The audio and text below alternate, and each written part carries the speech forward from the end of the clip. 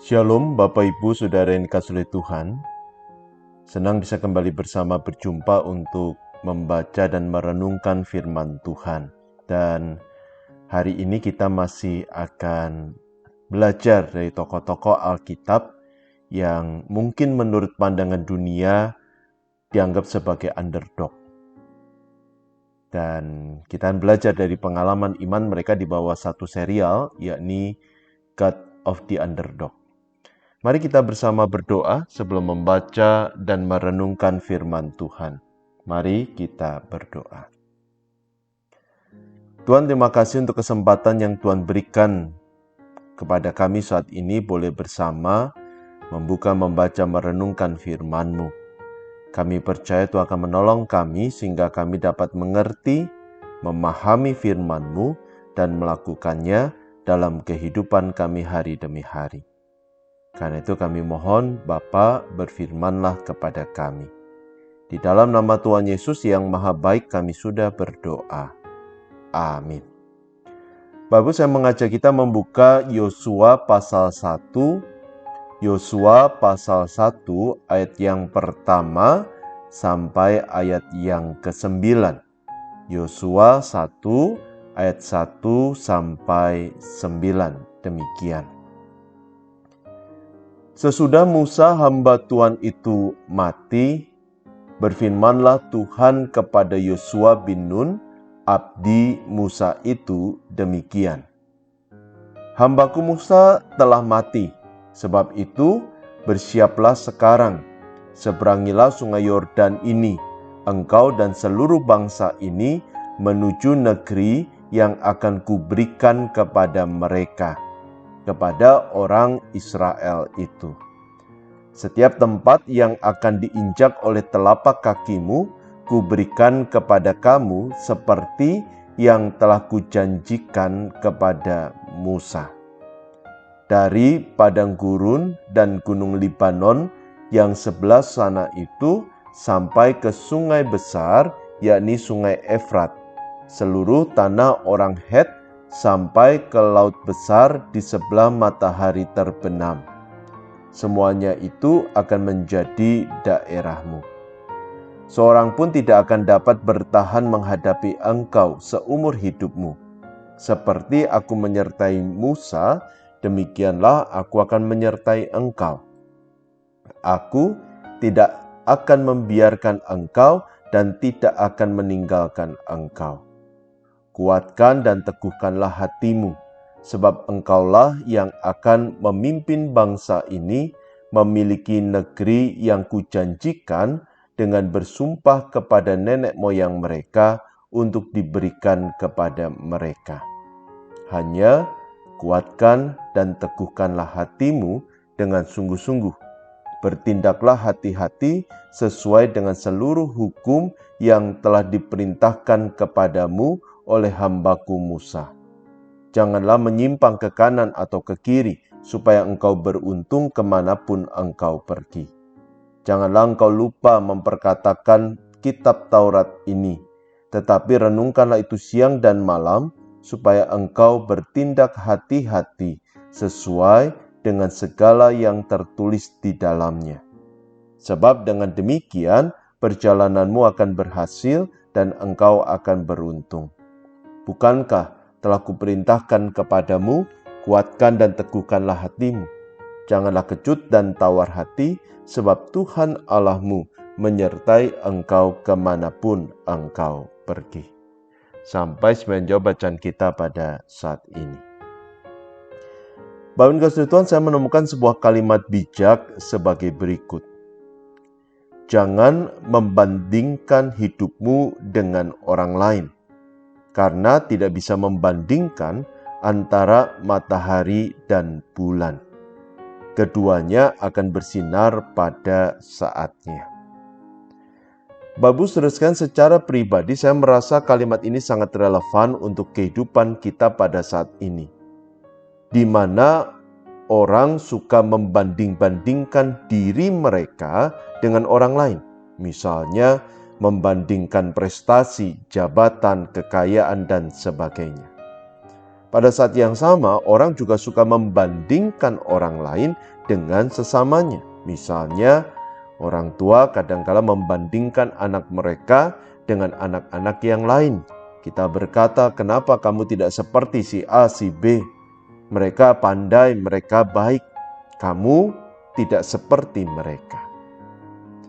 Nah, Bapak Ibu kasih Tuhan, sikap membandingkan seperti ini sebetulnya tidak memberi manfaat apapun selain menumbuhkan perasaan negatif di dalam hati kita. Seperti perasaan iri hati, tidak bersyukur, dan sebagainya. Termasuk membuat anak-anak kita atau membuat diri kita memandang rendah diri kita sendiri. Merasa diri sebagai underdog, sebagai orang yang tidak punya kelebihan apapun, yang penuh dengan kekurangan, yang tidak akan bisa sukses, tidak akan bisa berhasil, tidak akan bisa mencapai apapun dalam hidup kita. Karena itu, kalimat bijak tadi mengingatkan kita agar tidak membanding-bandingkan diri kita. Karena siapapun kita, termasuk dengan kelemahan dan kelebihan kita unik, kita berharga, kita istimewa. Sama seperti bulan dan matahari, mereka sama-sama istimewa dalam keberadaan mereka masing-masing. Tetapi kita tidak bisa menyangkali bahwa sikap membanding-bandingkan itu tetap ada dan terjadi. Dan ada banyak orang yang akhirnya menjadi korban karena mereka suka membandingkan diri mereka dengan orang lain. Nah, salah satu contohnya adalah Yosua. Dalam Yosua 1 ayat yang pertama sampai ke-9, di sana Tuhan menyerahkan tongkat kepemimpinan kepada Yosua dan memberi tugas kepada Yosua untuk memimpin bangsa Israel memasuki tanah Kanaan. Kita bisa melihat dalam ayat yang kedua. Dan penugasan itu disertai dengan sebuah janji bahwa Tuhan akan menyertai Yosua sama seperti Tuhan telah menyertai Musa. Kita bisa melihat itu pada ayat yang kelima, lalu kemudian diulangi kembali pada ayat yang ke-9. Yang menarik adalah dalam Yosua 1 ayat yang pertama sampai ke-9, selain 2 kali Tuhan mengatakan bahwa Dia akan menyertai Yosua, Tuhan pun juga mengatakan 3 kali frasa kuatkan dan teguhkanlah hatimu. Seakan-akan Tuhan sedang meyakinkan Yosua untuk menerima penugasan itu. Nah, kenapa Tuhan harus meyakinkan Yosua? Tidak lain karena Yosua pada waktu itu besar kemungkinan sedang dipenuhi dengan kekhawatiran. Dan kekhawatiran itu disebabkan paling tidak oleh 2 alasan. Yang pertama, karena Yosua memahami kekuatan para penduduk tanah Kanaan. Sebab Yosua bersama Kaleb dan 10 pengintai yang lain pernah diutus oleh Musa untuk mengintai tanah Kanaan. Kita bisa melihat dalam Bilangan 13. Meski pada saat itu Yosua dan Kaleb menyatakan keyakinan akan penyertaan Tuhan, tetapi Yosua tidak bisa menyangkali bahwa penduduk tanah Kanaan adalah orang-orang yang kuat, yang berpengalaman dalam memegang senjata. Selain itu, Yosua pun juga memahami kebebalan bangsa Israel. Karena selama bertahun-tahun menjadi abdi Musa, asisten pribadi dari Musa, berulang kali Yosua menyaksikan pemberontakan bangsa Israel terhadap kepemimpinan Musa. Nah, melihat hal ini, tidak bisa dihindari akan muncul keraguan di dalam hati Yosua. Apakah dia bisa memimpin bangsa Israel dengan baik? Apalagi ketika Yosua membandingkan dirinya dengan Musa. Musa punya karisma. Musa begitu luar biasa. Siapa dia? Dia bukan apa-apa dibandingkan dengan Musa. Kalau Musa yang punya karisma, kemampuan memimpin yang begitu luar biasa, tidak mampu mengendalikan bangsa Israel yang bebal, apalagi dirinya.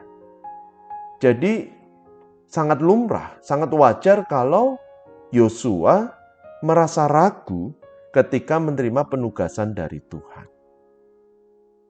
Nah, Bapak Ibu Saudara sekalian, mungkin kita juga pernah merasakan hal yang sama seperti yang dirasakan oleh Yosua, atau mungkin kita sedang merasakan perasaan itu. Perasaan khawatir, apakah kita sanggup memikul tanggung jawab yang dipercayakan kepada kita dengan baik. Terlebih kalau kita melihat orang lain dalam pandangan kita memiliki kemampuan yang lebih baik, lebih mumpuni daripada diri kita. Sehingga akhirnya muncul keraguan. Akankah saya bisa? Kita merasa kecil dibandingkan orang lain. Kita merasa underdog dibandingkan orang lain. Nah, sebetulnya keraguan seperti ini merupakan sesuatu yang manusiawi. Tetapi meski manusiawi, Tuhan mengingatkan kita agar tidak terbelenggu oleh perasaan seperti itu. Dan nasihat inilah yang diberikan kepada Yosua. Dalam Yosua 1 ayat yang 1-9, seperti yang saya katakan tadi, 2 kali Tuhan mengatakan bahwa Dia akan menyertai Yosua. Dan 3 kali Tuhan mengatakan, kuatkan dan teguhkanlah hatimu. Hal ini diulang-ulang Tuhan dengan sebuah tujuan untuk meyakinkan Yosua yang saat itu tengah merasa ragu agar tidak terbelenggu oleh perasaan tidak mampu. Sebab sebagai pencipta Tuhan memahami ketidakmampuan Yosua. Dan Tuhan sebetulnya kalau kita juga melihat tokoh-tokoh lain seperti Daud, seperti juga para murid, pada dasarnya Tuhan bukan memilih berdasarkan kemampuan. Kalau Tuhan memilih berdasarkan kemampuan, Tuhan tidak akan memilih Daud. Kalau Tuhan memilih berdasarkan kemampuan, Tuhan tidak akan memilih ke-12 orang muridnya. Tuhan akan memilih orang lain yang lebih pandai fasih bicara, punya kemampuan memimpin yang luar biasa. Tetapi yang menarik, meski tentu kemampuan tetap menjadi pertimbangan, tetapi pada dasarnya Tuhan memilih bukan berdasarkan kemampuan, tetapi berdasarkan kemauan. Artinya, selama Yosua mau melayani Tuhan dengan segenap hati, serta taat pada pimpinannya, maka Tuhan pasti akan memampukan Yosua untuk memimpin bangsa Israel seperti yang dikehendaki oleh Tuhan. Dan yang kedua, Tuhan akan menyertai Yosua dalam mengerjakan tugas yang dipercayakan oleh Tuhan. Nah, pesan ini juga ditujukan kepada kita. Allah memahami kelebihan, tetapi juga memahami kelemahan kita. Karena Dia yang menciptakan kita, dan Dia memahami ketidakmampuan kita. Dan Dia bukan sekedar memahami, ini yang luar biasa, tetapi Dia akan memampukan kita untuk mengerjakan tugas yang dipercayakan kepada kita. Karena itu menjadi pertanyaan adalah, apa yang Tuhan mau? Itu yang paling penting. Apa yang Tuhan mau untuk kita kerjakan? Apa yang Tuhan mau untuk kita lakukan? Apa panggilan Tuhan dalam hidup kita? Kalau Tuhan mau memakai kita untuk rancangannya, kalau Tuhan mau memberi kita tugas untuk kita kerjakan, maka jangan ragu untuk berkata iya. Jangan pernah ragu untuk menerima penugasan itu. Yang paling penting adalah lakukan yang terbaik dengan sebuah keyakinan bahwa Tuhan akan menolong kita untuk menunaikan tugas panggilan yang Allah percayakan kepada kita. Jangan juga membanding-bandingkan diri kita dengan orang lain. Gak ada manfaatnya. Selain justru membuat hati kita menjadi kecil. Tetapi justru kita perlu belajar bahwa kalau kita yang kecil, Allah pakai dan bisa melakukan hal yang besar. Maka keyakinan itu, pengalaman itu akan menumbuhkan kepercayaan diri kita. Dan membuat kita semakin yakin bahwa selama Allah mau memakai hidup kita, Dia pasti akan menolong kita untuk mengerjakan yang terbaik, seturut dengan kehendak-Nya bagi kemuliaan nama-Nya. Amin. Mari kita bersama berdoa. Tuhan, terima kasih untuk firman yang boleh kami baca renungkan bersama saat ini.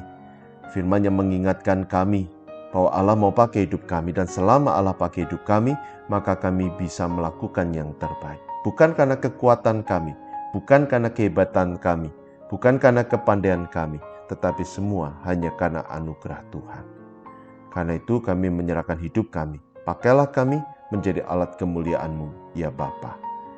Berkati saudara kami dalam pekerjaan usaha, Tuhan Yesus terus berkati juga anak-anak kami yang studi mereka. Juga untuk saudara kami yang sedang sakit, Tuhan yang berkenan melawat, menjamah, memulihkan. Kalau ada di antara saudara kami, teman, sahabat kami yang mungkin beberapa waktu ini menerima pemberitahuan bahwa mereka terkena COVID, biar Tuhan tetap memulihkan dan menguatkan. Berkati juga setiap kami, berikan kepada kami kesehatan.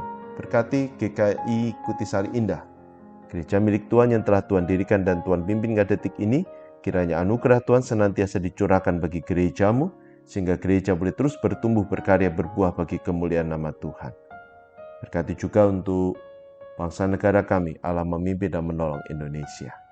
Terima kasih ya Tuhan, kami sungguh bersyukur. Kami percaya Engkau telah mendengar setiap doa kami yang terbaik Tuhan berikan. Karena itu setiap doa dan permohonan ini, kami panjatkan hanya di dalam nama Tuhan Yesus Kristus. Amin. Tetap sehat, tetap semangat, milikilah semangat untuk menjalani hari-hari bersama dengan Tuhan bagi kemuliaan nama Tuhan. Amin.